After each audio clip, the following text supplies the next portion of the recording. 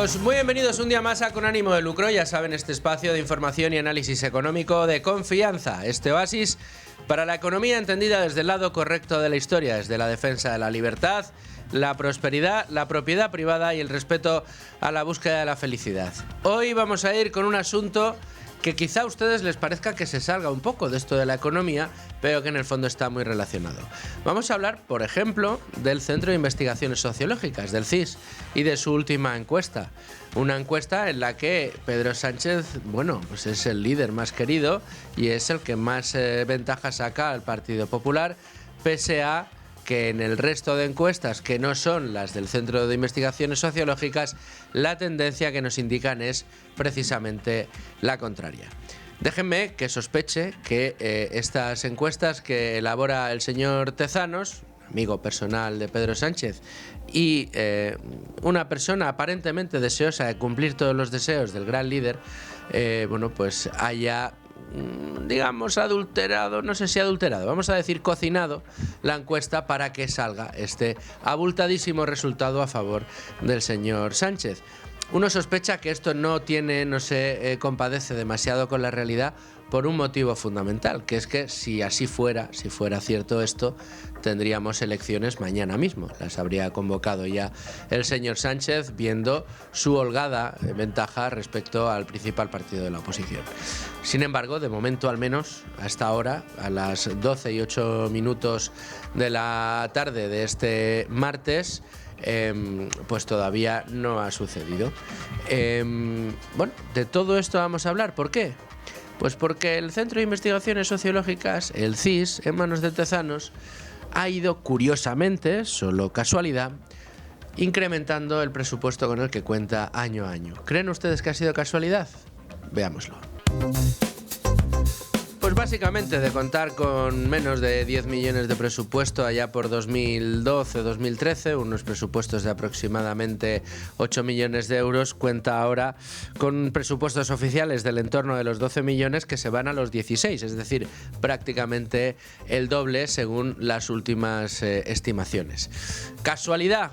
¿Necesidad del señor Tezanos de tener cada vez más gente, más encuestadores para poder pulsar la opinión sobre nuestros líderes políticos y las necesidades que estiman oportunas los ciudadanos? Bueno, pues siempre al dictado y a la conveniencia del señor Sánchez. Pero ¿es el CIS la única entidad, el único ente público que debería tener al menos apariencia de independencia, que cada vez tienen menos apariencia de independencia? Pues no, aquí ya les hemos hablado, por ejemplo, del Instituto Nacional de Estadística, que cambió a su presidente harto de recibir presiones para que se cocinaran los datos estadísticos que ofrece el Instituto Nacional de Estadística, el INE, para medir los parámetros naturales y pertinentes de la macroeconomía de nuestro país, de España.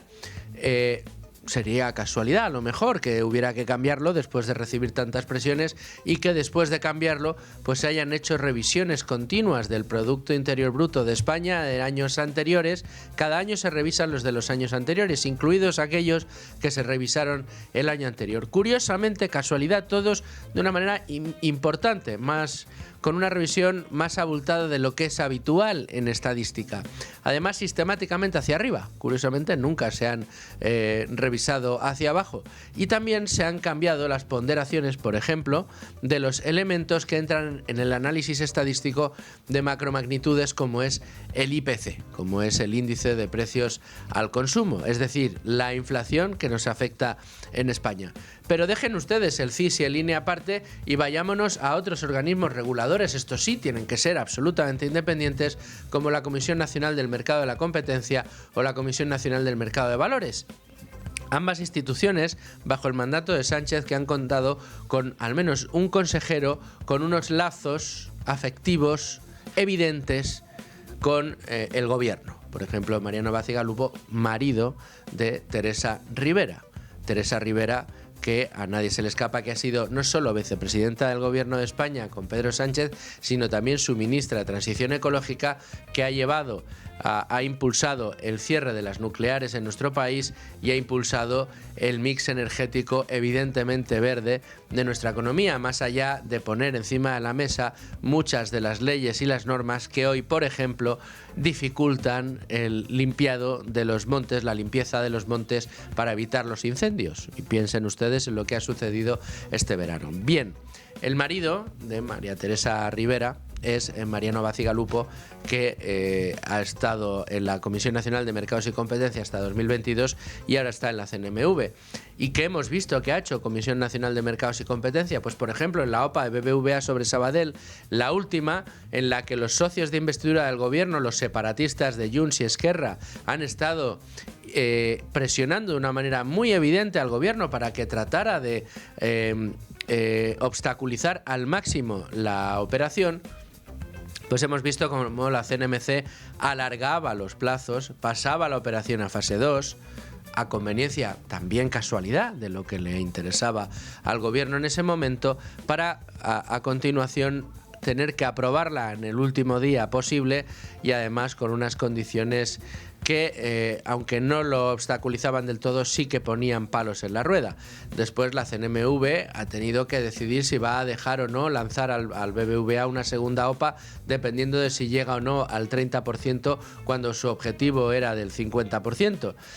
De nuevo vemos aquí a dos organismos con apariencia de independencia, líbrenos Dios a nosotros de poner eso en duda, simplemente que van cambiando de consejeros y van tomando decisiones que, casualidades o no, entiéndanse, pues van a favor del Ejecutivo. Pero suelten ustedes la CNMV y la CNMC y cojan, por ejemplo, qué sé yo, la Sociedad Española de Participaciones Industriales, empresa pública dependiente, o como no, del gobierno. Una empresa que ha decidido,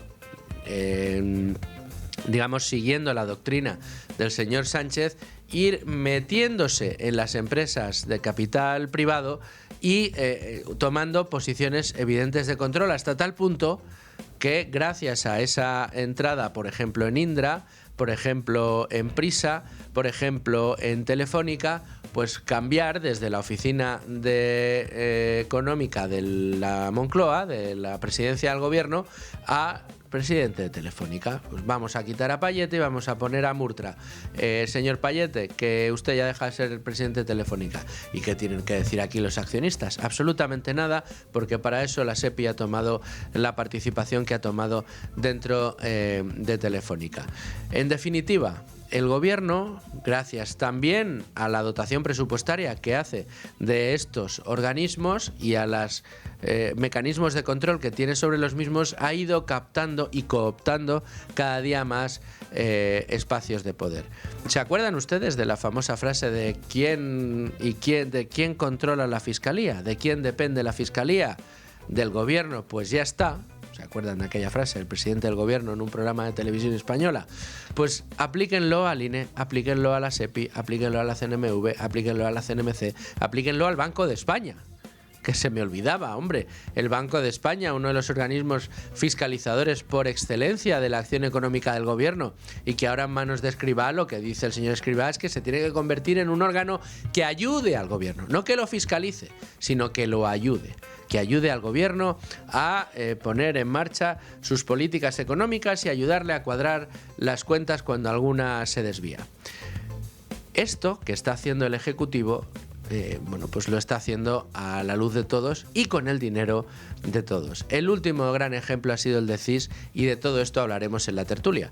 Pero están pasando otras muchas cosas en la economía de nuestro país y se lo vamos a contar enseguida en la portada del Libro Mercado.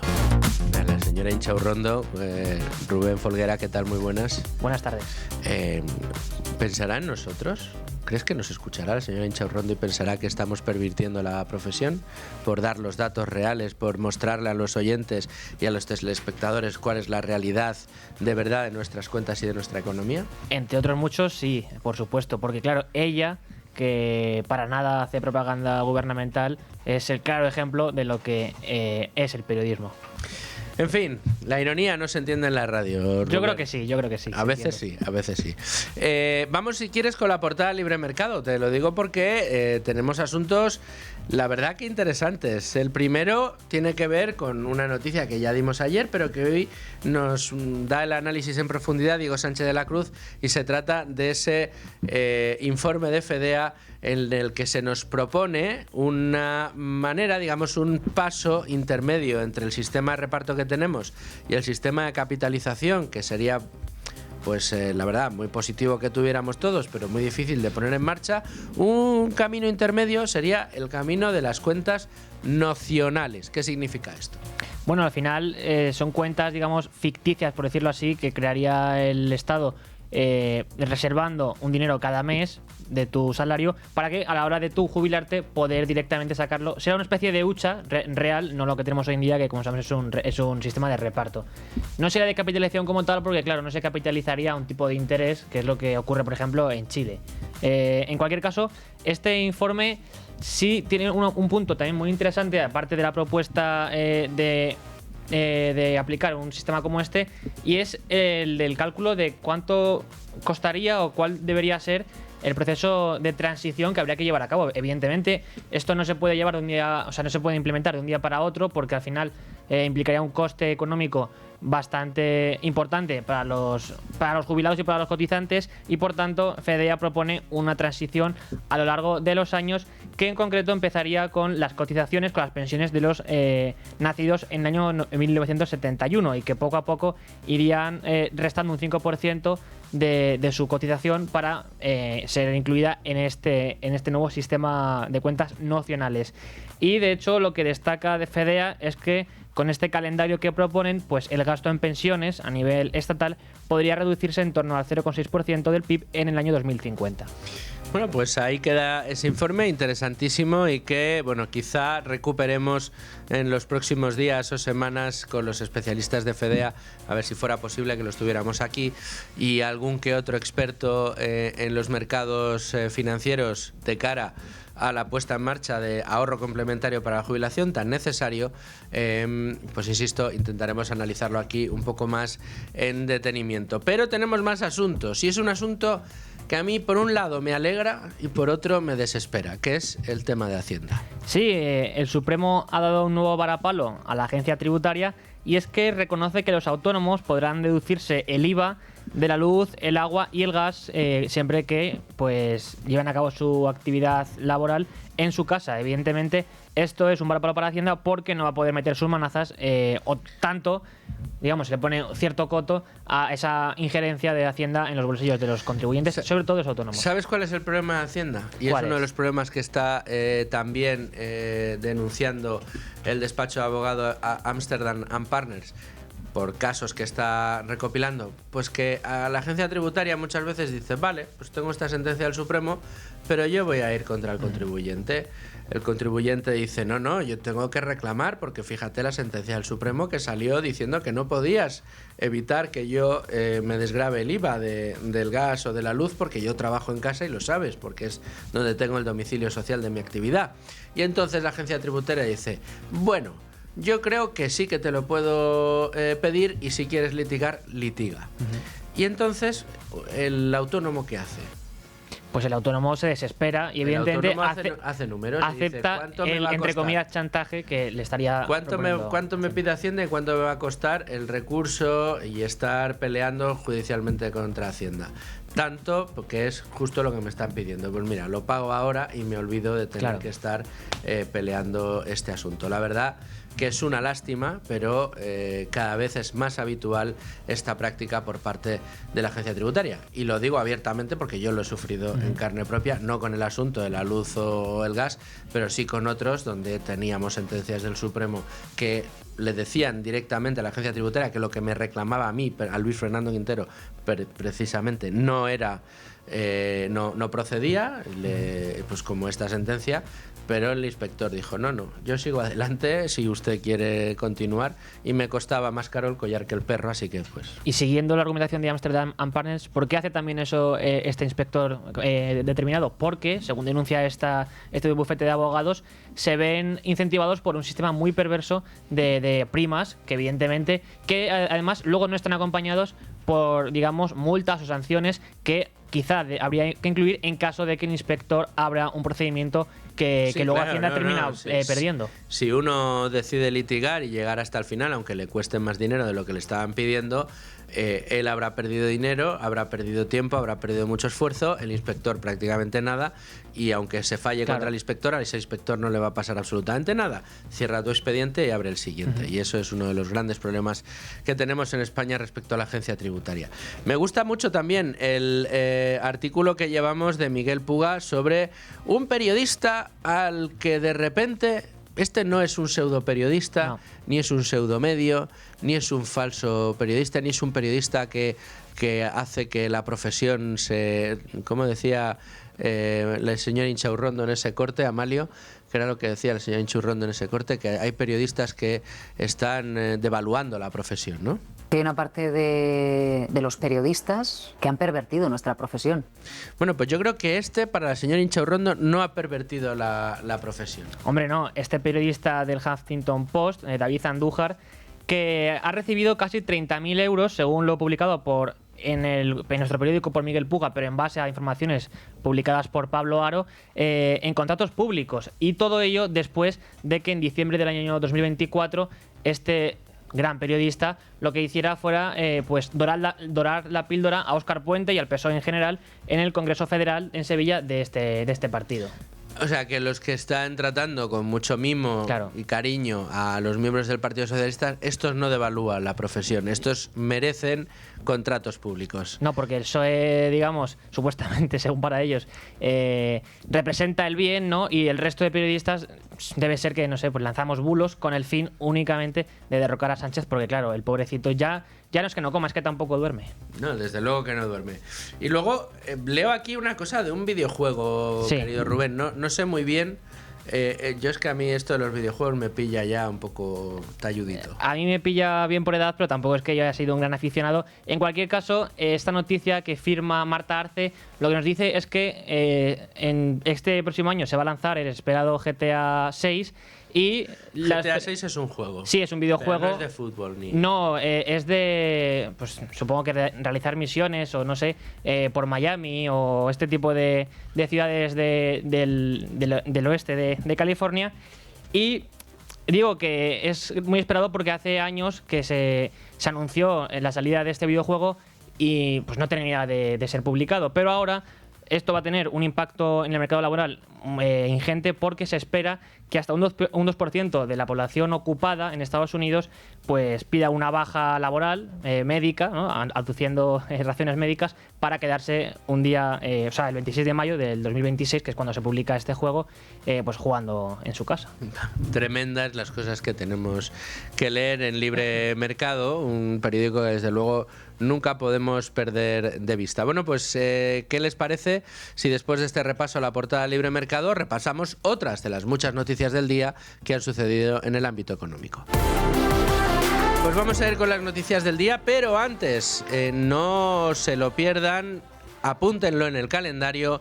Este próximo jueves tendremos una entrevista en exclusiva Con ánimo de lucro, nada más y nada menos que con la directora de la oficina de Circa en Madrid, con Chencho Cervera, para que nos enseñe de primera mano y nos cuente cómo funciona ese mercado de alto standing, de lujo, de relojes de alta gama, de Rolex, de Patek Philippe o de joyas de gran tamaño, diamantes de gran quilataje y esas joyas de gran tamaño. ¿Que tienen ustedes alguna de estos artículos de lujo y están pensando en deshacerse de ellos? No lo hagan todavía, espérense al jueves, que nos va a contar todos los detalles de cómo funciona este mercado Chencho Cervera en Con ánimo de lucro. Y luego, por otro lado, para los autónomos, muchos autónomos que nos escuchan y que pues a lo mejor tienen obsoleto el hardware con el que trabajan, el ordenador ordenador con el que trabajan y tienen una web que no les termina de gustar. Bueno, pues ustedes pueden conseguir no solo un ordenador nuevo gratuito sin tener que adelantar el IVA, sino también pueden contar con una web absolutamente profesional, no de estas de haz tu web en 3 pasos ni nada por el estilo. Una web profesional que resuelva los problemas y bueno, pues las demandas que tienen sus clientes para obtener sus productos y servicios de la mejor manera, con el mejor diseño y funcionando perfectamente. Además de un año de mantenimiento gratuito de esa propia página web. ¿Y todo esto qué es lo mejor de estas dos cosas? Bueno, pues que para conseguir este ordenador gratuito y esta web gratuita ni siquiera tienen que pelearse ustedes con la administración para obtener el famoso kit digital. Ustedes pueden contar con la ayuda de los profesionales de Z+. ¿Cómo lo pueden hacer? Entrando en ordenadorlibertad.es, lo repito todo seguido, ordenadorlibertad.es. Entran en esa página web, ponen sus datos y los expertos de Z+ se ponen en contacto con ustedes. Les piden una serie de datos necesarios para tramitar su solicitud y en aproximadamente 2 meses han conseguido el ordenador y la página web. Bueno, la aprobación en el 3er mes es cuando les llega a ustedes el ordenador. Y si no quieren hacerlo a través de la web y prefieren hablar por teléfono, llamen al 699 090 675 699 090 675. Y vamos ya con el repaso al resto de noticias del día con ayuda de Rubén Folguera y vamos a empezar por la OPA de nunca acabar. Banco Sabadell ha informado este martes de que solo el 2,8% de los accionistas cuyas acciones están depositadas en la entidad catalana ha acudido a la OPA de BBVA, según la notificación publicada a la CNMV.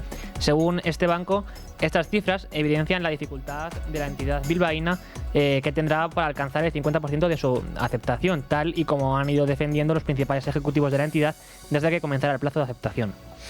Y tenemos que hablar del Nobel de Economía, porque los economistas Joel Mikor, Philip Aghion y Peter Howitz, creo que lo he pronunciado todo correctamente, han sido galardonados con el Nobel de Economía, atención, por haber explicado el crecimiento económico impulsado por la innovación. Una mitad del galardón corresponde al economista Joel Mikor por haber identificado los prerequisitos para el crecimiento sostenido a través del proceso tecnológico. La otra mitad corresponde conjuntamente al economista francés Philippe Aghion y al canadiense Peter Howitz por la teoría del crecimiento sostenido a través de la destrucción creativa.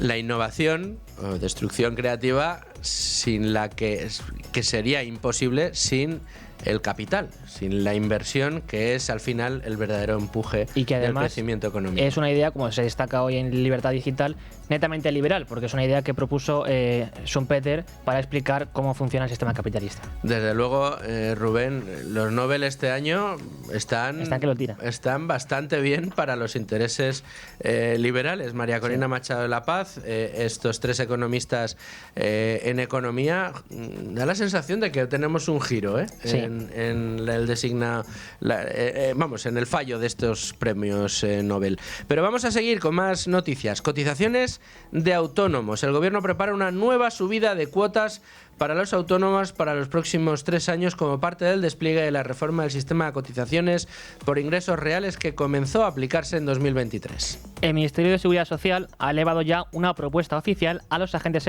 sociales y principales asociaciones de trabajadores autónomos en la que se recoge una subida de cuota de más de 2.400 euros anuales para 2026, lo que supone un incremento del 35% respecto al año anterior.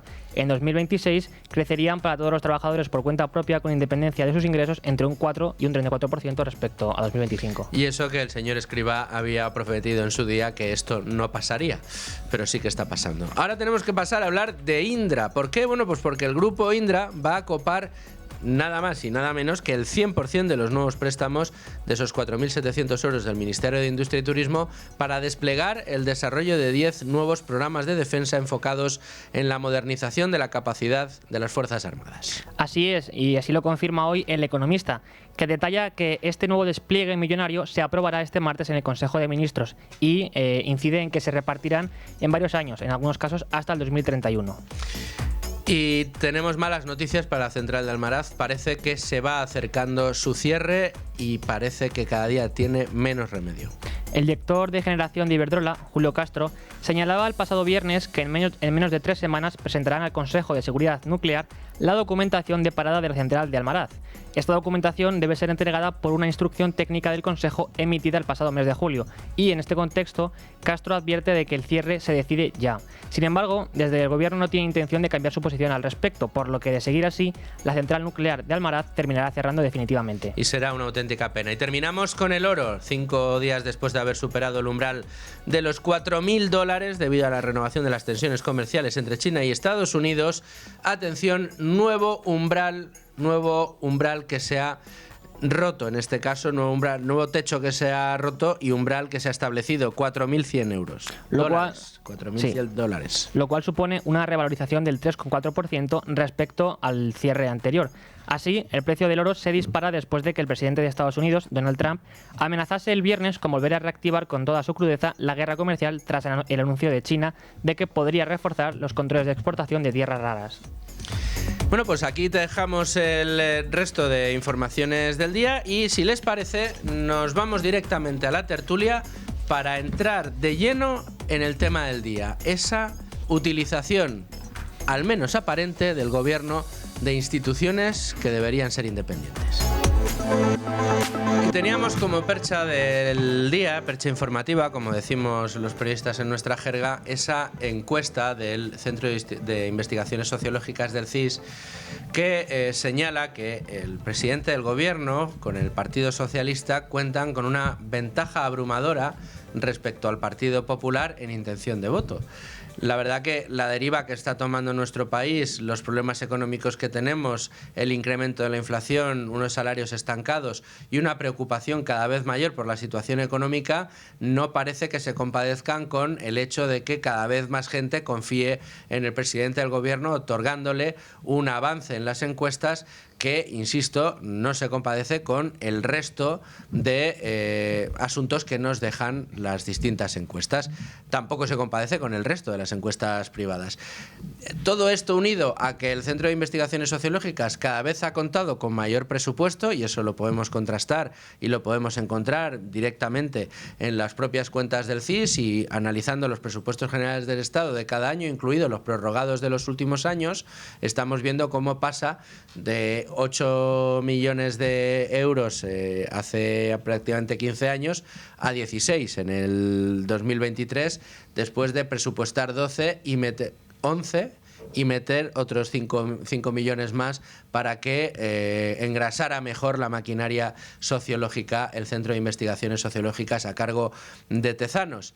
Claro, si vemos esto, tenemos que ver qué es lo que está pasando con el resto de organismos que tendrían que ser fiscalizadores de la acción del gobierno, o al menos independientes en apariencia, porque son los que dotan de datos, por ejemplo, a Eurostat, o los que se encargan de hacer informes sobre los problemas económicos que atraviesa la economía, valga la redundancia, española, como es el Banco de España. Y para analizar todo esto nos acompaña en el día de hoy, como siempre, Rubén Folguera con los datos y Leticia Vaquero desde los servicios informativos de radio. Leticia, ¿qué tal? ¿Cómo estás? Muy bien, encantada de estar con vosotros. Muchas gracias por acudir a la llamada con ánimo de lucro para analizar un tema que, aunque siempre ha estado ahí, cada vez que se produce una situación como la que hemos vivido esta semana con una encuesta de estas características, yo le preguntaba en la redacción a nuestro compañero Carmelo Jordá, que sabes que es el gran analista, tiene ese vicio por las encuestas, sí. Le decía, oye, Carmelo, a ver si va a ser verdad esto del CIS, a ver si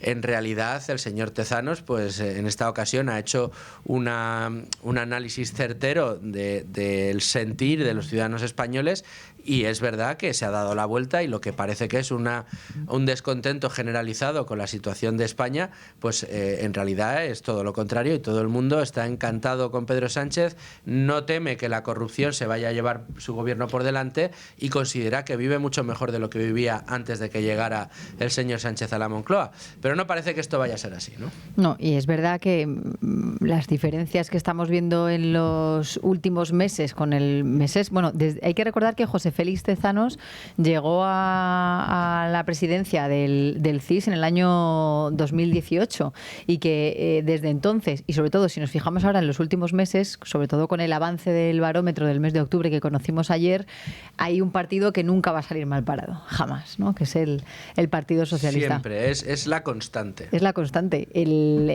Los grandes titulares ayer en la prensa pues llevaban a la conclusión de que había una diferencia de 15 puntos respecto al Partido Popular, o sea que si hoy se celebraran unas elecciones, el Partido Socialista las ganaría y además con una holgura bastante amplia, con 15 puntos de diferencia respecto al Partido Popular. En septiembre la diferencia era de 9, o sea que mes a mes vamos viendo que a pesar de que vayan aumentando los decibelios de las corruptelas gubernamentales, su popularidad dentro del electorado va creciendo como la espuma. Esto es algo realmente sorprendente. Además, recordemos que en las pasadas elecciones generales, en las últimas, en el 2023, el Partido Socialista cosechó el 31,6% de los votos. Ayer le estaba dando casi un 35. O sea, ahora está mucho mejor que antes. Y aquí también, y es un apunte, en el Partido Popular siempre, en muchas ocasiones, Miguel Tellado antes del verano, creo que fue el último en denunciarlo, se preguntan si aquí no hay una malversación de fondos públicos, ¿no? Que ahí también hay una querella de Vox al respecto. Bueno, entre otras cosas porque, como estábamos diciendo, está muy bien regado presupuestariamente por parte del Ejecutivo, que trata extraordinariamente bien al Centro de Investigaciones Sociológicas, incluso fuera de presupuesto, si tiene que añadir partidas para, qué sé yo, pagar facturas que quedan pendientes de pago, otros tipos de conceptos extemporáneos de los que utiliza el gobierno para añadir estas bases presupuestarias, pues como vemos no lo trata mal. Pero claro, una de las preguntas que yo me hago, Rubén, Leticia, es, vamos a ver, si esto fuera cierto, que era lo que hablábamos con Carmelo esta mañana en la redacción, hoy el señor Sánchez estaría disolviendo las Cortes y convocando elecciones. Si tiene un resultado tan amplio y una abultada apoyo popular tan por encima del Partido Popular, que podría llegar incluso a gobernar sin necesidad de acudir a tanto socio de investidura, pues hoy estaría convocando las elecciones.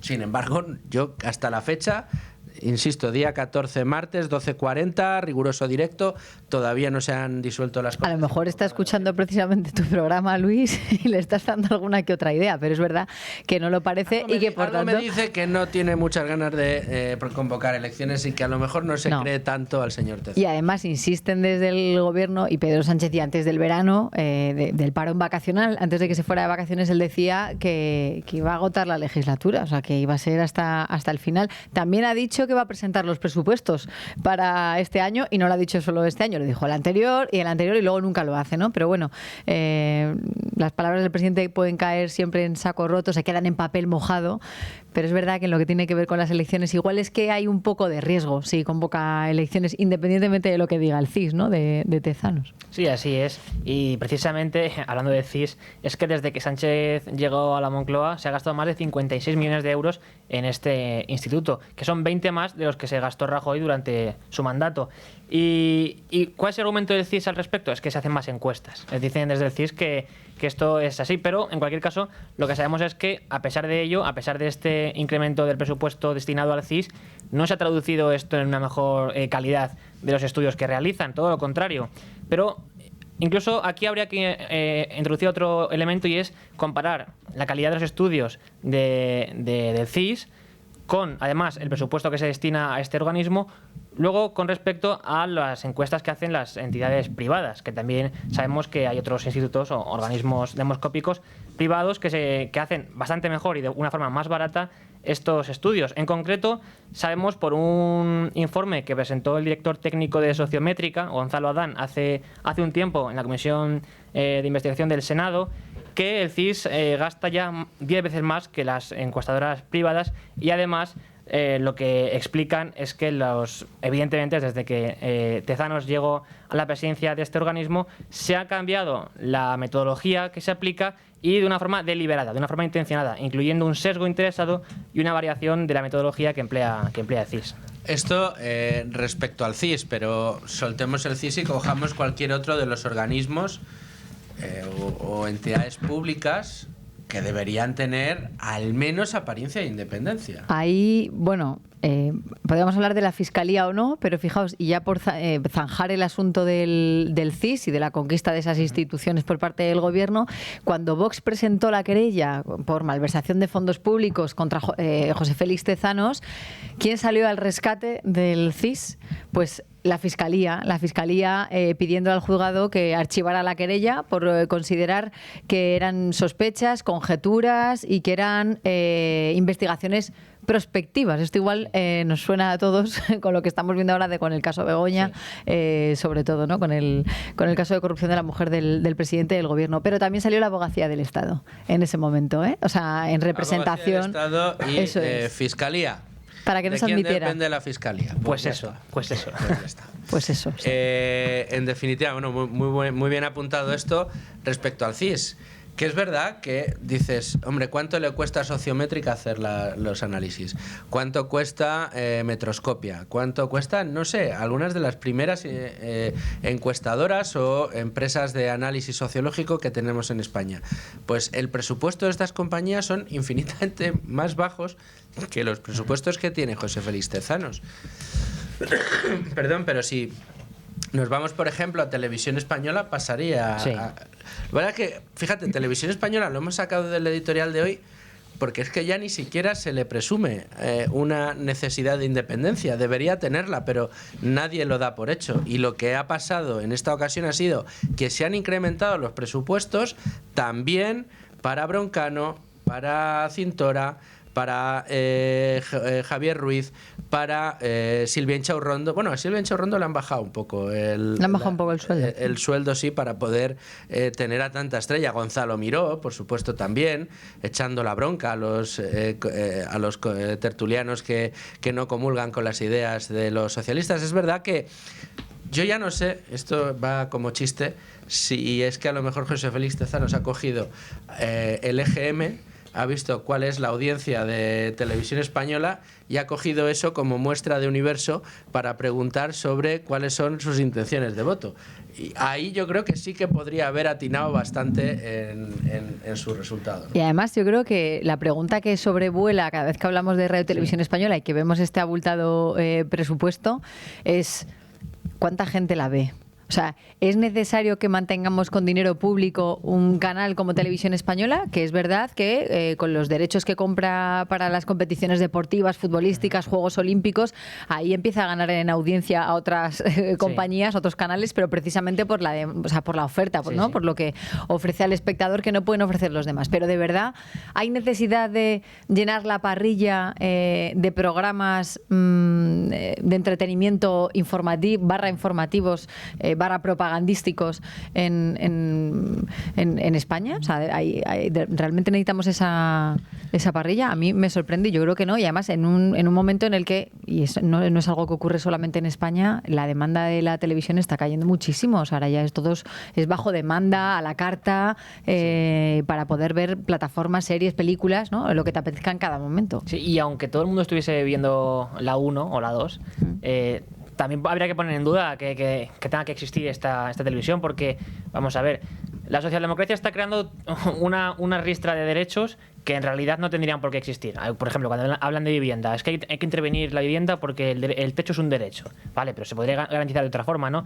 El acceso a la información, que es un derecho, también lo exhiben como excusa para, pues tiene que existir la RTV y además hay que dotarla cada vez de más presupuesto, cuando en realidad este derecho no se ve en ningún caso violentado porque la información sea un mercado, digamos, copado por las empresas privadas. Nadie paga... bueno, hay contenido que sí que es de suscripción, ¿no? Pero la mayor parte de la información y del contenido que se ofrece, no solo en televisión, también en radio y en internet, está disponible. ¿Por qué? Porque al final los medios se financian gracias a la publicidad, principalmente, no a que la audiencia tenga que pagar directamente al que ofrece esa información. Al final tú te estás respondiendo, o sea, porque hay necesidad de tener un canal, una televisión pública o dos, ¿no? La 1 y la 2, para hacer propaganda pura y dura. Que luego podemos hablar también de las televisiones autonómicas, pero en el caso de la nacional es que se ve, y además tú pones la televisión en cualquiera de estos programas que antes estabas numerando, Luis, y es monotemático. Monotemático, pues sobre todo hablando de una persona que sí sabe el Díaz Ayuso, es diario. Fijaos, para poner un poco de dimensión sobre estas cosas, ¿no? Hablábamos de las encuestas, de las empresas encuestadoras, de su presupuesto y del presupuesto del CIS. Fijaos en Televisión Española, presupuesto de 2023, 1.200 millones de euros, deuda del entorno de los 1.000 millones de euros, empleados, cerca de 7.000 empleados en el ente público. Miramos, qué sé yo, una de las grandes televisiones que ganan audiencia normalmente a Televisión Española, que es A3 Media. A3 Media, que igual que Televisión Española, pues tiene su canal de radio, es un grupo de comunicación. Bueno, 1.000 millones de ingresos netos, ni siquiera presupuesto. En este caso hablamos de ingresos netos. Deuda, 1.000 millones de Televisión Española aproximadamente en 2023 frente a 23 millones de euros de deuda neta de A3 Media en ese año 2023. Si queremos mirarlo, en 2024 fue de 139 millones de euros, pero muy lejos de esos 1.000 millones de Televisión Española. Y de los 7.000 empleados de Televisión Española en el caso de A3 Media, 2.500. Claro, el desequilibrio es brutal y gigantesco. Y toda esa estructura de Televisión Española la pagamos con el salario de los españoles. De nuevo la pregunta, ¿quién necesita una televisión pública? ¿Para qué es necesario que exista una televisión pública? ¿Qué derecho fundamental garantiza una televisión pública que no te lo garanticen las distintas televisiones que existen en el mercado y que ya se van posicionando buscando un público determinado dependiendo de lo que a cada uno le termine gustando? Y que es puro interés político, porque hay que recordar que el año pasado, cuando la Comunidad Valenciana estaba siendo azotada por unas riadas impresionantes que dejaron más de 220 muertos, en el Congreso de los Diputados se mantuvo una votación sobre Radiotelevisión Española. O sea, hay cosas que son intolerables. O sea, el interés que tiene el Ejecutivo por mantener todo lo que tiene que ver con el chiringuito de la radiotelevisión pública es que se pudo ver claramente, pero claramente. No, desde luego. Aparte, cuando el gobierno tuvo el enfrentamiento directo con el señor Ugurlian por Prisa, después de que Prisa, el señor, ahí se me ha olvidado el nombre de este Miguel Contreras, José Miguel Contreras, quisiera poner en marcha la famosa Telepedro dentro de Prisa y que ese fuera el motivo de que estallara la guerra entre Prisa y el gobierno, al final Miguel Contreras dijo, no me dejas hacerlo de acuerdo con el señor Sánchez en Prisa, lo hacemos en Televisión Española.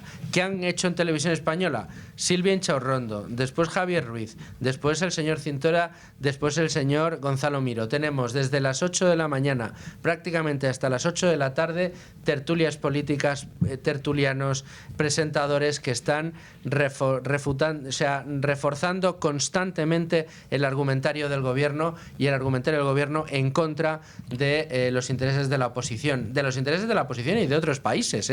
En estos días, yo que tengo el 24 horas puesto siempre al lado de mi puesto de trabajo en la redacción, veo los titulares que hacen del tema de Gaza. Por ejemplo, hablan siempre de, en estos días, 20 rehenes y 2.000 presos, como si no estuviéramos hablando como si fueran lo mismo.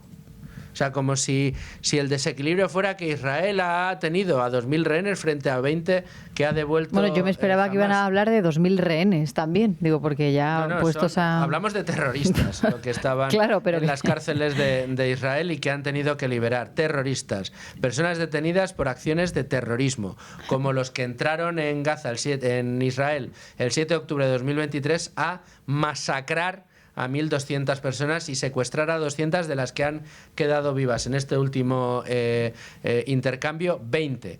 Esto es la equidistancia que pone Televisión Española con el dinero, vuelvo a decir, de todos nosotros. Y esto es lo que está poniéndose encima de la mesa. Pero soltemos el CIS, soltemos Televisión Española Cojamos otros organismos. El Instituto Nacional de Estadística. ¿Qué no hemos contado ya del Instituto Nacional de Estadística? Y hace bien poco, porque hace poco volvió a revisar el crecimiento del Producto Interior Bruto de los últimos 3 años, cuando ya lo había hecho previamente. O sea, es que incluso también en el 2000, en el año anterior había revisado al alza el crecimiento del PIB del 21, del 22. O sea, corrige lo que ha corregido previamente, y todo también desde la llegada de Elena Manzanera en 2024, que como hemos comentado alguna vez en esta mesa, ella en otras ocasiones, supuso casi un terremoto dentro del Instituto Estadístico Español. Que eso no quiere decir que no haya buenos profesionales trabajando en el INE, ¿no? Que es algo que todos los estadistas en España lo destacan, porque hay personal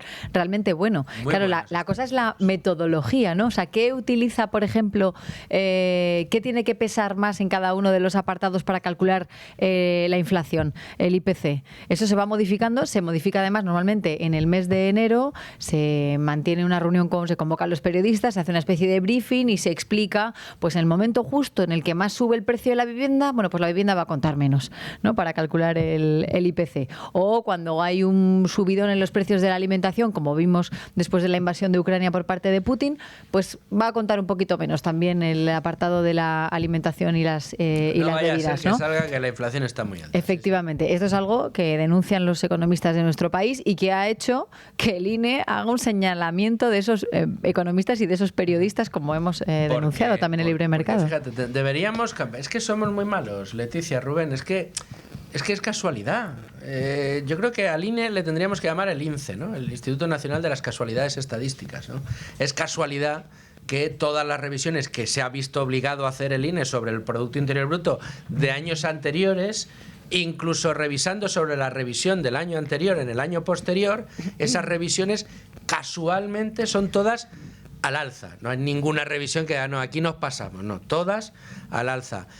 Casualmente todos los cambios de criterio y ponderación sobre los elementos que van a componer finalmente el índice de precios al consumo, casualmente van para moderar el efecto negativo que produce la inflación, por ejemplo, en el día a día, en el coste de la vida de los ciudadanos. Que no refleje todo el peso que tiene en el día a día de las familias españolas la cesta de la compra, el pago de la luz, el pago de los consumos. No, vamos a moderar esas ponderaciones de manera que el IPC no salga tan caro. Casualmente, vamos a decir que todos son casualidades, ¿no? Y aquí hay un problema añadido, perdona Rubén, que es algo de lo que se quejan también los economistas, los expertos, los que están ahí en la letra pequeña de toda la estadística. Hacer una serie histórica es algo realmente complicado, porque no puedes comparar, dices, no, bueno, comparo el IPC en interanual de este año respecto al anterior, ¿no? Vale, fenomenal, si no ha cambiado demasiado la metodología, pero si lo comparas con el IPC del mismo mes del año 95 o más cercano en el tiempo, el 2015, es hacer trampas. No puedes estar juntando, ¿no?, y comparando churras con merinas. Sí. Es imposible. Es un gran problema, problema de la estadística. Hemos visto el CIS, hemos visto el Televisión Española, hemos visto el Instituto Nacional de Estadística. ¿Qué me decís del Banco de España? Donde directamente ha ido el ministro, sí, el que estaba de Seguridad Social, al Banco de España. Además, alguien que ambicionaba ese puesto para cambiar lo que significaba el Banco de España y pasar de que fuera un fiscalizador de la acción económica del gobierno, fuera un ayudante del gobierno. Y donde han presionado para que un informe en el que se destacaba el prejuicio de la reforma de las pensiones de Escrivá se tachase todo eso y pues de algún modo se obviase que esta reforma ha sido realmente más perjudicial que otra cosa. Bueno, y de hecho en la noticia de hoy, Leticia, con los autónomos y las subidas de las cotizaciones, va directamente en contra de lo que el propio Escrivá dijo y prometió que sucedería como un factor estabilizador de las pensiones, que sí, que subiría las cotizaciones de los autónomos, pero que en realidad no iban a tener que pagar más. Bueno, pero no solamente se ha demostrado que eso es incierto, sino que la ambición de, en este caso, el Masai, de la ministra de Inclusión y Seguridad Social, es ir a por todas, o sea, ir a asajar directamente al pequeño trabajador, al autónomo, al que incluso tiene algún trabajador a su cargo, en 3 años, que ese es el plan presentado ayer, llegar a pagar desde los 600 hasta los 2.000 y pico euros. O sea, de verdad, no pueden más. La asfixia es insoportable ya. Y además, fijaos que antes del verano, o sea, en el mes de julio, ya se había convocado por parte de Borja Suárez, del secretario de Estado de Seguridad Social, una mesa para hablar con los autónomos y ver qué mejoras se podrían acometer respecto al plan anterior, porque había unos cuantos puntos con los que los trabajadores autónomos pues no estaban de acuerdo o veían que no estaban funcionando bien. No solo no se les ha escuchado, sino que ahora, en la propuesta de ayer, que no es una propuesta, en realidad es una imposición, no han contado con ellos y les han dicho: a partir de ahora vais a tener que pagar mucho más. Claro, esto es un Real Decreto que luego tendrá que ir al Congreso de los Diputados y desde la Asociación de Trabajadores Autónomos ya se están moviendo. O sea, ayer ya hablaron con PP, con Vox y con Junts. Esos tres partidos se van a oponer en el Congreso, son 177 diputados, y hoy van a hablar con otros tantos partidos, con Coalición Canaria, con UPN, con el PNV, porque esto no puede salir adelante, porque no puede ser. Y a todo ello se suma, además, lo podemos comentar otro día con más detenimiento, el gobierno usando la SEPI para rescatar, entre otros, a Europa en tiempo récord, también entrando en el capital de Telefónica, entre otras empresas, y luego tratando de usar a la CNMC como brazo ejecutor del control de los medios. Del control de los medios. A mí de la SEPI, a mí lo que bueno, es un capítulo que a lo mejor no sé si pasó muy desapercibido, pero este verano fue el de Talgo. Claro, algo firmado con Imanol Pradales, con el Endacari del País Vasco, un acuerdo por la investidura que también con Pedro Sánchez. Oye, como no nos deis esto, como no rescatemos Talgo y entremos aquí con el capital nuestro más la SEPI, aquí vamos a empezar a quitar el PNV apoyos. Y el asalto a Indra. Sí. Y la CNMC también dilatando los procesos en la OPA del BBVA a conveniencia del gobierno. En definitiva, ya ven ustedes, CIS, INE, CNMV, CNMC, SEPI, Televisión Española, Banco de España, Fiscalía. ¿Qué más le queda a este gobierno por controlar? Ya les digo yo a ustedes algo, a nosotros no. Rubén, muchas gracias como siempre por participar en la tertulia. Leticia, muchas gracias. Te libero, ya puedes volver a los servicios informativos de radio. Gracias. A los que nos vamos a ir enseguida a escuchar y volvemos aquí a Con Ánimo de Lucro. 1:07 de la tarde, 12:07 en Canarias. Seguimos en Con Ánimo de Lucro y es momento ahora, como todos los días, de abrir página de mercados.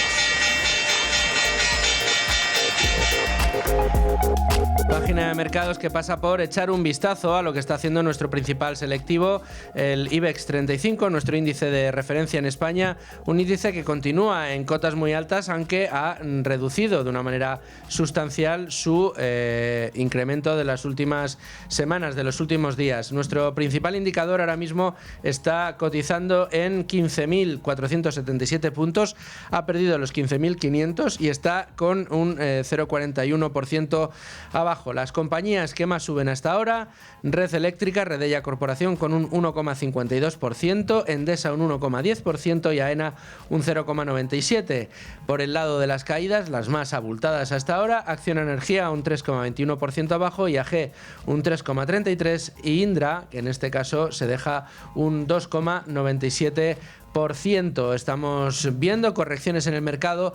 Yo creo que más tienen más que ver con recogida de beneficios después de los máximos que hemos estado cosechando en las últimas semanas, en los últimos días, y bueno, pues un análisis que pasa por un plano nacional muy marcado por lo que vaya a suceder esta semana con la OPA del BBVA sobre el Sabadell, y en el plano internacional pues una vista puesta muy importante en los mercados de divisa que provocaron ese crash fulminante que sufrimos el viernes pasado, y también por elementos como el oro que están subiendo de manera muy importante. Hoy, para analizar no todos los mercados, pero desde luego sí la necesidad de ahorro y de estar participando de los mercados financieros para el ahorro complementario a la jubilación, contamos con el director general de Cobas, con Gonzalo Recarte, a quien tengo el placer de saludar hasta ahora. Gonzalo, ¿qué tal? ¿Cómo estás? ¿Qué tal, Luis Fernando? Buenas tardes. Oye, un placer poder contar contigo, Gonzalo, Con Ánimo de Lucro, y precisamente cuando estamos hablando de los mercados financieros, porque, y además tengo que agradeceros que me invitarais la pasada semana, el jueves, a esa cátedra que compartís el IES con Cobas sobre las pensiones y el ahorro complementario para la jubilación, y en el que bueno, pues tuvimos la ocasión de escuchar a diferentes expertos y analistas que nos hablaron in insisto, con el impulso en este caso de Cobas, de esa necesidad de buscar alternativas a un sistema de reparto, el que tenemos en España, que tiene cada vez más problemas y que las soluciones que se le van buscando es de traer cada vez más recursos de la clase productiva para poder hacer frente a ese escenario que nos contaba el profesor Díaz Jiménez de en los próximos años 14 millones de jubilaciones de ese baby boom que pueden poner en riesgo el sistema actual, ¿no? Sí, efectivamente. O sea, nosotros desde la cátedra lo que intentamos es no poner en conflicto a generaciones, como se está intentando desde diferentes medios, sino de tratar de buscar soluciones prácticas que atajen este problema. Nosotros lo que defendemos es que el mercado o el sistema debería derivar hacia un modelo mixto en el que se incentive el ahorro privado a largo plazo. Por supuesto, defendemos que tiene que haber pensiones públicas, pero que el sistema pueda pagar, sin tratar de meternos si son muchas, pocas, o si los jóvenes pagan muchos o pocos impuestos. Busca una solución conjunta desde el rigor académico del IES con la visión a largo plazo que tenemos aquí en Cobas Asset Management. Efectivamente, hablamos de muchos temas muy interesantes. Sí, te iba a decir que aparte del granito de arena que aportó el presidente y CEO de Cobas, Paco García Paramés, destacando esa necesidad de tratar de impulsar la cultura financiera, la educación financiera en España, para que cada vez más gente sea consciente de la necesidad que tenemos todos. Y esto nos implica a todos, desde luego a todos los que nos están escuchando y nos están viendo ahora mismo, Gonzalo, para tratar de buscarnos una alternativa, un ahorro alternativo, una composición en los mercados financieros alternativa a la jubilación, para poder garantizarnos el poder manejarnos el día de mañana. Ángel Martínez Aldama, el presidente de Inverco, también en aquel foro insistía en otro dato que yo creo que es un poco también escalofriante. De cada 10 euros en pensiones, 3 son deuda ya, ¿no? Efectivamente. Durante mucho tiempo se ha hablado de que el sistema iba a quebrar. No es que el sistema vaya a quebrar, el sistema está quebrado porque no es autosuficiente. Ahí es donde creemos que es donde encaja un modelo mixto. Y en ese sentido, además, lo que también hablamos mucho es que el sistema de pensiones, el pilar 3, que son los sistemas individuales, se ha visto muy penalizado. Se ha tratado de impulsar el pilar 2, es decir, que las empresas tomen un papel activo en el ahorro previsional de sus empleados, y tampoco está funcionando. Y ahora que hablas de educación financiera, se habló de un tema muy importante, que durante años la educación financiera no fue tan importante porque al invertir en inmobiliario la gente ya se estaba cubriendo frente a la inflación, pero ahora añadimos a todo esto el problema de acceso a la vivienda, que ha sido un elemento patrimonial fundamental. Es decir, que las nuevas generaciones más que nunca van a tener que ser capaces van a tener que necesitar crear un patrimonio a largo plazo, y ahí es donde estamos, intentar empujar todo ese escenario al que nos vamos a enfrentar en los próximos años. Es verdad, y arrancabas, Gonzalo, hablando de que se está, o desde algunos foros, se está pretendiendo plantear este asunto como un conflicto generacional. Pero aunque en realidad no estamos hablando de un conflicto generacional, puesto que el sistema ya es como es, y quienes cotizaron hoy tienen que tratar de mantener su poder adquisitivo con la pensión pública que tenemos, y que es la más generosa de los países de nuestro entorno. Sí es cierto que en los últimos estudios, creo que eran del Instituto Juan de Mariana, el último que conocimos, sí es verdad que planteaba que la evolución, digamos, alimentando un poder adquisitivo cada vez mayor de los pensionistas está directamente relacionado con la capacidad cada vez menor de ingresos de la gente joven que se incorpora al mercado de trabajo, y que tiene que ver cómo se incorpora a puestos de trabajo más depauperados, porque los empleadores se ven obligados a tener que pagar más en cotizaciones sociales y más en impuestos para poder hacer frente precisamente a ese coste cada vez mayor de las pensiones. Hay una relación directa en este sentido. En cualquiera de los casos, y siendo esta la realidad, Gonzalo, la solución para los más jóvenes, pero también para los que no lo son tanto, está en los mercados financieros. Sí, al final, como decía, la vivienda ha sido un mecanismo histórico de protegerse frente a la inflación.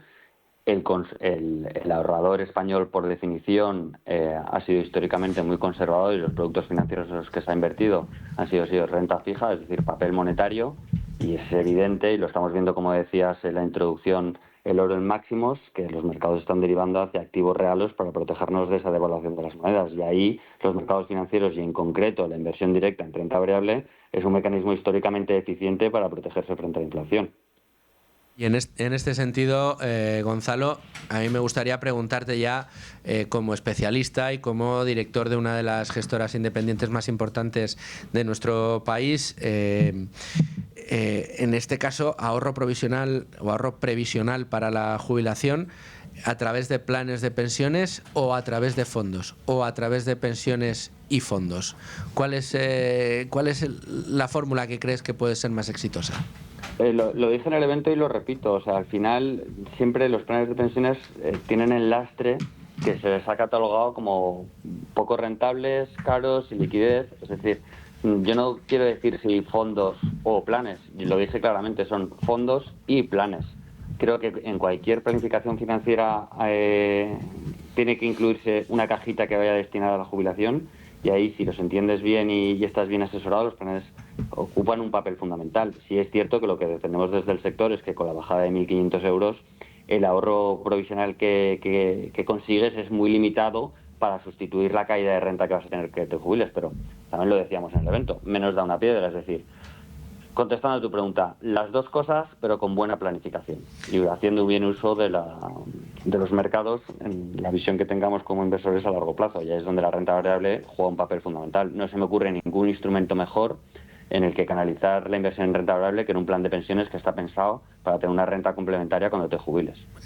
Y ahora voy a decir algo que tú, por vergüenza torera y modestia, no has querido decir, pero yo creo que sí que ha existido evidentemente un problema de rentabilidad genérico en los planes de pensiones en España, hablando en general de la gran mayoría de esos planes de pensiones. Históricamente han dado unas rentabilidades muy malas, y ahí yo quiero agradecer el trabajo que habéis hecho, gestoras como la vuestra, para darle la vuelta como un calcetín a este asunto y conseguir que ese ahorro, que además va al muy largo plazo, consiga estar expuesto a unas rentabilidades mucho más atractivas, insisto, en el largo plazo, y para que ese ahorro provisional para la jubilación no se quede en un ahorro que se lo va comiendo la inflación poco a poco y que al final del camino te quedas más o menos como estabas en términos reales, sino que estáis aportando un plus de rentabilidad que también empuja al sistema a tener que ser mucho más competitivo en sus productos.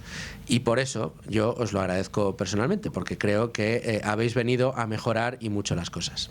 Muchas gracias, Luis Fer, eso es lo que intentamos, la verdad.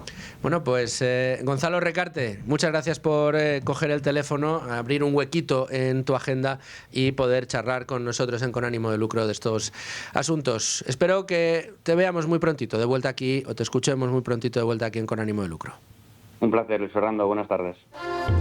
Y seguimos en Con Ánimo de Lucro y seguimos hablando de inversiones, en esta ocasión con el asociado del Departamento de Real Estate de Cibislen, Martín González Garcés. ¿Cómo estás, Martín? Muy bien, buenos días, Luis Fer. Oye, bienvenido de nuevo aquí a Con Ánimo de Lucro. Hoy te quería preguntar, empezar por no cómo funciona más bien el crowdlending inmobiliario, que lo hablamos muchos días, sino las diferencias que tiene con otros modelos de deuda. Sí, mira, nosotros como crowdlending inmobiliario tenemos una gran masa de inversores a los que ofrecemos proyectos todas las semanas para que puedan formar parte de la financiación de un proyecto inmobiliario real. ¿Cuál es la diferencia con otros modelos?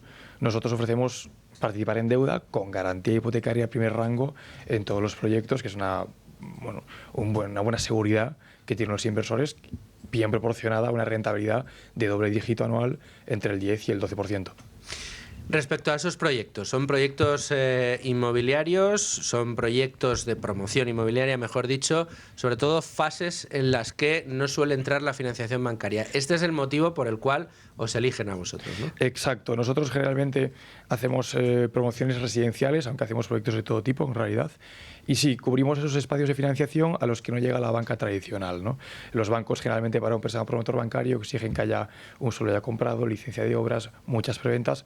Nosotros cubrimos espacios anteriores, facilitamos que salgan adelante los proyectos de los promotores y también financiamos a veces obra en ubicaciones o tipos de proyecto donde no suele haber muchas subrogaciones y entonces el banco no suele entrar.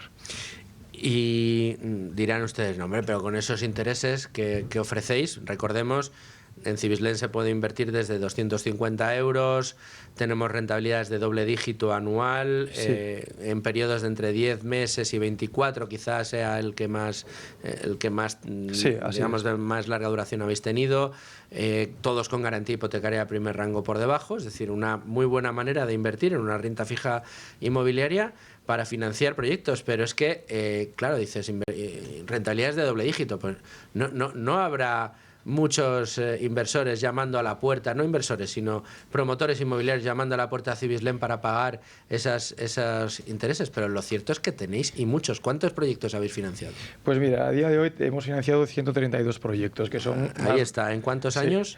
En 7 años. 7 años en el mercado, 132 proyectos. 132 proyectos. Es que se dice pronto, pero son una auténtica barbaridad. ¿Y cómo vais? ¿Capital financiado? ¿Cuántos proyectos habéis devuelto? Pues mira, de estos 132 proyectos supone más de 230 millones de euros de financiación y hemos devuelto ya 57 proyectos, que son más de 60 millones de euros devueltos, más los intereses que corresponda a los inversores que han participado. Es espectacular los datos que tenéis. Además, los proyectos los presentáis prácticamente una vez en semana, casi. Sí, tenemos, la verdad es que gran número de proyectos, cada vez tenemos más demanda para financiar promociones inmobiliarias y intentamos sacar proyectos todas las semanas para que los inversores tengan todas las oportunidades posibles de entrar. Yo, como hablo mucho con vosotros, ya sé que una de las ventajas que tiene, o digamos una de las maneras de medir el éxito que tenéis en vuestras inversiones es la reinversión de los clientes o inversores o coinversores que ya tenéis en Cibislen. Esta tasa es cada vez mayor, ¿no? Sí, es bastante alta, está entre el 60 y el 70%. Hablamos de un 60 o un 70% de inversores que, por ejemplo, dicen, oye, entran esta semana, ven cuál es el proyecto que hay, les gusta y meten 1.000 euros. Dentro, a lo mejor en la semana siguiente meten otros 1.000 en el siguiente proyecto, pero según van recuperando el dinero con los intereses, a su vez lo van reinvirtiendo de manera que consiguen que lo que es una renta fija inmobiliaria que corresponde a los parámetros de renta fija y deuda se convierta en una inversión capaz de generar interés compuesto. Exactamente, así es. Además de ser una excelente manera de diversificar en el sector inmobiliario, invertir un poco en varios proyectos distintos, como bien indicas tú, si se reinvierte lo que se ha generado, se consigue un interés compuesto que va aumentando en el tiempo. Vayamos con algún caso de éxito, Martín. Cuéntanos algún proyecto que ya se haya reembolsado, cómo ha sido, los inversores luego han podido ir a ver, mira, estas casas de lujo, yo ayudé a financiarlas. No podré vivir en ellas todavía, pero la ayudé a financiarlas. Sí, la verdad, bueno, tenemos muchos casos de este tipo, pero uno muy interesante y que es un poco distinto a los demás es una promoción de viviendas plurifamiliar en Viella, en el Valle de Arán. Este caso es un caso un poco especial porque el promotor ya había comprado el suelo, ya tenía licencia de obras, pero no conseguía las preventas para poder meter un préstamo promotor bancario. Porque en ese tipo de ubicación de segunda residencia es súper importante empezar la obra para empezar a prevender, si no, no generas confianza en el mercado. Entonces les prestamos a 18 meses 3 millones de euros con una rentabilidad para los inversores anual del 11,5%. El promotor empezó la obra y así que arrancó. En 14 meses ya tenía las preventas suficientes para meter el banco. Así que nos sacó con el préstamo promotor bancario y devolvió el dinero con los intereses a los inversores. Eso es uno de los casos de éxito. Y hoy en día se puede ver esa, me imagino que sería una urbanización residencial, ¿no? Sí, se puede ir a Viella, quien quiera ir a esquiar o a dar una vuelta por allí en los Pirineos y ir a ver la parcela, a ver cómo avanzan las obras y ver que se entregará de aquí a 1 año y medio seguramente. A mí es una de las cosas que yo creo que me parecen más bonitas de lo que hacéis en Cibislen, ¿no? Porque resolvéis problemas y esto es otra cosa muy bonita que tiene el mercado, ¿no? El mercado viene a resolver los problemas que existen, ¿no? Pues hay una serie de promotores que no pueden acceder a financiación bancaria y necesitan financiación alternativa. Pueden ir a private equity o pueden ir, por ejemplo, a un crowdlending inmobiliario. Y de esta manera le das a también los inversores una fórmula de inversión muy barata, muy sencilla, con una garantía bastante interesante para las rentabilidades que ofrece, Sí. pues yo suelo decir siempre, Martín, y lo entenderás, aquel que te venda que todo está garantizado y que vas a ganar un dinero, más de Claro. rentabilidades de doble dígito sin ningún tipo de riesgo ni nada, Exacto. ese te está engañando. El riesgo existe, pero aquí lo que tenéis es una garantía hipotecaria por detrás que dice si se produce el strike, si hay un momento de riesgo, tenemos una baza que es la de vender las propiedades y satisfacer el dinero a los Sí, inversores así es. con sus propios intereses. Probablemente se tarde más de lo que se había prometido, pero existe esa garantía atrás. No te quedas colgado de la brocha, como se suele decir. Justamente. O sea, la garantía hipotecaria sirve para esto. Lógicamente, son inversiones que tienen un riesgo, pero en caso de impago se puede activar el proceso, que es un proceso judicial de ejecución de garantía hipotecaria, que termina en una subasta del activo y entonces con la recuperación del principal y probablemente una parte de los intereses también para los inversores. De hecho, casi podríamos hablar, Martín, de que hasta donde yo sé, la única ocasión en la que habéis tenido en estos 7 años que ejecutar una garantía hipotecaria no se produjo por un riesgo real, es decir, no hubo un impago ni hubo un problema de que el inversor desapareciera ni nada por el estilo, sino que por un hecho luctuoso el hombre falleció Sí. cuando estaba a mitad del proceso, no había herederos y por eso tuvisteis que ejecutar el proyecto. Exactamente. Fue lo que sucedió, no pudo pagar, lamentablemente, por su fallecimiento y entonces empezó el proceso de la ejecución, que fue relativamente rápido, aproximadamente un año y 2 meses, y que ahora mismo ya está en su fase final. Se subastaron las parcelas y, vamos, muy pronto recuperarán los inversores su dinero y gran parte de los intereses. Bueno, pues esa es una de las garantías reales de que el sistema, el método que tenéis en marcha funciona. Entre otras cosas porque es la única que habéis tenido en todos estos 7 años. Correcto. Y eso ayuda también a confiar y por eso tenéis la tasa de repetición que tenéis. No sé si respecto a proyectos nos puedes dar alguna novedad. Sí, ahora mismo tenemos publicado un proyecto que se llama Haz las Claras. Es para la expansión de un grupo hotelero, ¿vale? Que bueno, tiene hoteles en toda España y realmente es un proyecto a 12 meses con una rentabilidad del 10,5% anual, con un importe total de 3,8 millones de euros y que tiene como garantía hipotecaria un hotel en funcionamiento de 4 estrellas que está situado en Peñafiel, que es la ciudad o una de las ciudades más importantes de la Ribera del Duero, que es un gran foco turístico en España. Es AZZ Las Las Claras. Claras, que la próxima apertura para poder financiarlo es mañana miércoles a las partir 12 de en las punto. 12. O sea, los que nos estén... Miren, dejen lo que estén haciendo, cojan su ordenador o su teléfono móvil, entren en Cibislend, con V y terminado en D.com. Pinchan arriba en proyectos y ahí lo primero que les aparece es esta promoción que van a financiar desde Cibislend de 3.835.000 euros y que arranca mañana a las 12. Atención, un 10,5% de rentabilidad total. 12 meses en el plazo de ejecución. En un año. Lo que ustedes inviertan lo reciben de vuelta con un 10,5% en un solo año. Y además financiando una promoción, la verdad que si se corresponde a los planos y las fotos que tenemos aquí es absolutamente preciosa. ¿Qué problema tenemos, Martín? Que si no estamos atentos, en unos pocos minutos se terminan las promociones, ¿no? Realmente tenemos mucha demanda por parte de nuestros inversores, por tanto recomendamos que quien quiera invertir esté con su ordenador abierto y habiendo logueado su usuario en la página web de Cibislend y teniendo su wallet con el dinero, su moneda, habiendo transferido ya el dinero a la cuenta de Cibislend para que en el momento que den las 12 diga yo aquí estoy yo. Eso es, que le dé al botón para que pueda invertir a las 12 en punto y no perderse la oportunidad. De hecho, no sé si fue contigo el otro día. Sí, seguimos en directo. Seguimos en directo, pero podemos certificar que un minuto después de que despidiéramos el programa ya estaba al 100% completo la promoción. La verdad que es muy curioso cómo funciona de bien productos como el vuestro y que además, bueno, pues ofrecen una confianza y una exposición a una rentabilidad inmobiliaria que de otra manera sería mucho más complicado. El otro día hablaba con un amiguete que le gusta mucho la compra de vivienda para poder poner en alquiler. Digo, sí, pero a ti te lleva mucho tiempo. Hipotecas, un lío. Y con difícil. esto, y difícil. Con esto es muy sencillo. Le das al botón, lo único que tienes que hacer es estar atento para mañana a las 12 entrar en esa promoción inmobiliaria. Exacto, además facilitamos un montón de información para que todo el mundo que quiera invertir pueda estudiar y conocer cada proyecto. Martín González Garcés, muchas gracias por estar con nosotros. Gracias. Nosotros nos vamos y mañana aquí a las 12, como siempre, en Con Ánimo de Lucro. Sean muy felices, amigos.